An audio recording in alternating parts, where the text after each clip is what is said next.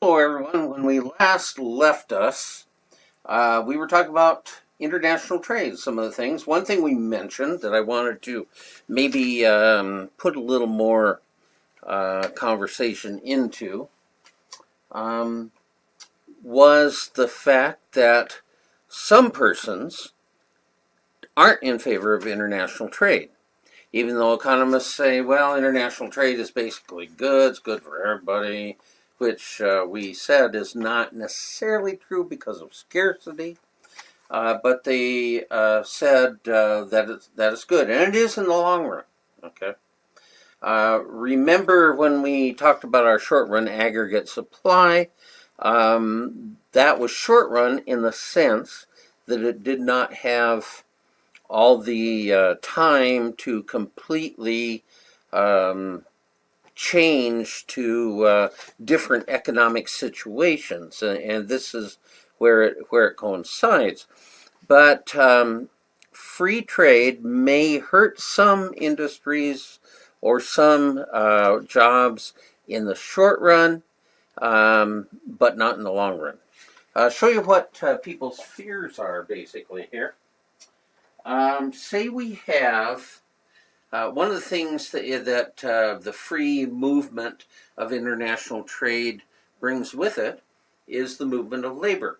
And so what domestic workers are afraid of, and this is just a micro supply and demand curve here where we have a wage up there and the quantity of labor there.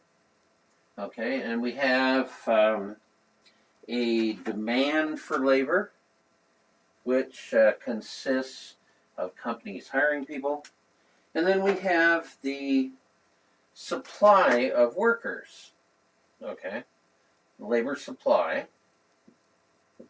And so what people, and then with that labor supply,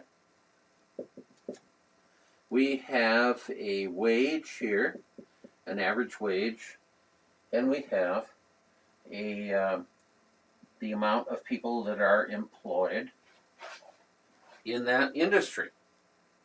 Well, what people think will happen if immigration flows freely, or if labor flows freely, there'll be a lot of people working.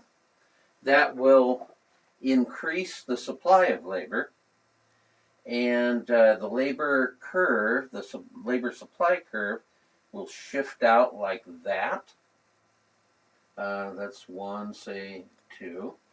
And what will happen there? Well, the average wage, they think, will go down from here to here. Okay? That's what they think will happen.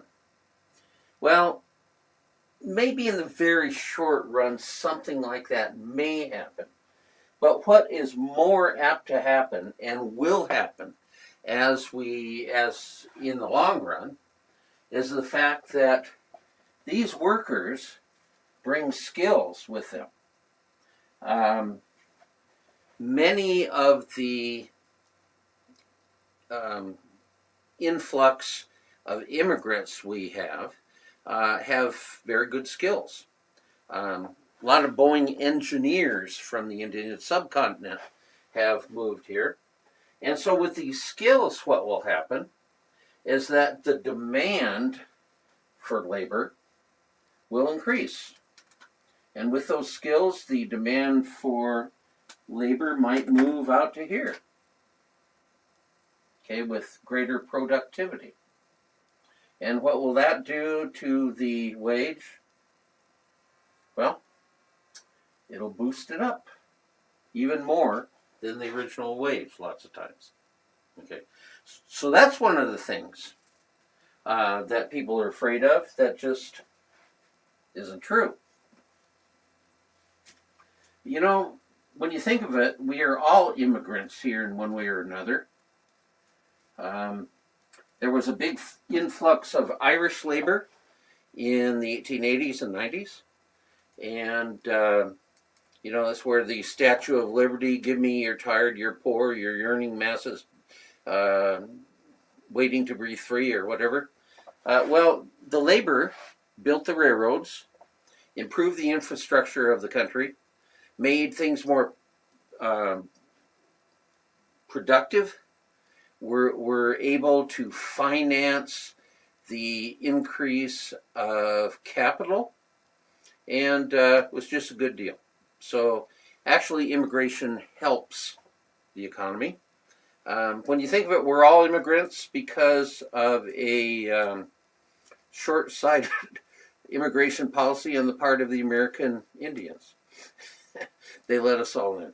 So anyway, that's one reason that people oppose free trade agreements and things like that, but it's not so. Okay, for the trade agreements, basically, what these things are is that economists say that restrictions on trade is bad, and free trade or lack of restrictions on trade is good. That's kind of oversimplified. Obviously, some international trading is not that good, particularly black tar heroin or something like that. But legitimate trade is good, and lack of barriers are better than barriers. When there are barriers to trade, like for instance, let's see who suffers. Well, you have say of some imported good, like say it's the aluminum from China that's being tariffed and quoted nowadays, and quota, there's a quota on it. So we have a demand for things that the aluminum makes, and companies have demand for the aluminum. We have a supply here. They put a quota on it, and the supply decreases, and the products made by the users of that, the supply shifts back, and the price goes up. So the real losers when there are barriers to trade are consumers. So what are some of the trade agreements that have been agreed to over the last number of decades? And what we're going to do is just talk to about a couple of them. One, of course, is NAFTA, the North American Free Trade Agreement. That is between Canada, Mexico, and the United States. That has been renegotiated by at the call of President Trump, and now it's called the the U.S.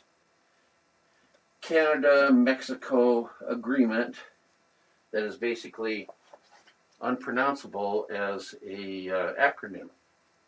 But essentially what is done, the NAFTA part of it originally not eliminated, but lowered greatly the trade restrictions between the countries.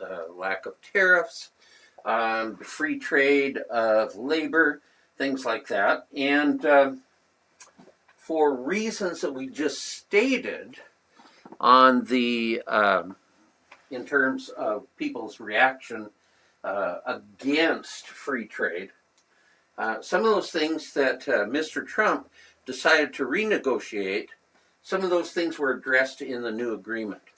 That there are quotas put on the number of automobiles manufactured in Mexico and Canada that can come into the United States, or that can be sold in the United States, you might say, to protect our own automobile industry to a certain extent.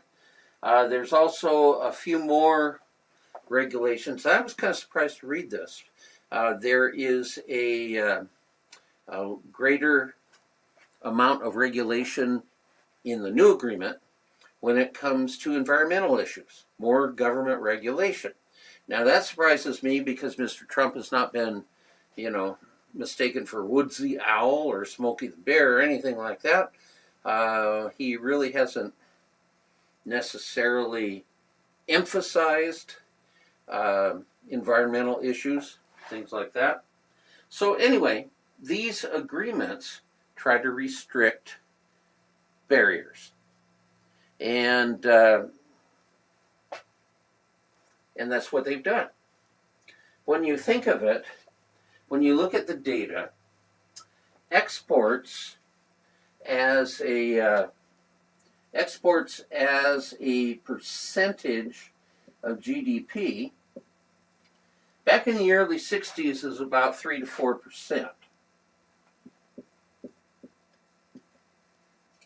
Now in the 2010s to 2018, it's up around 13%. Okay.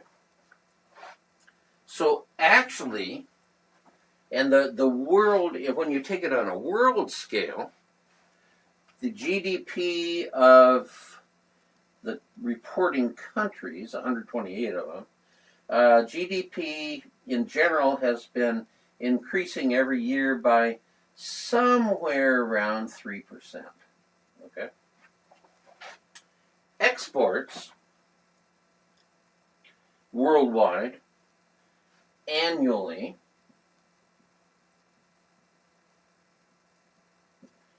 they have been increasing by about 6%.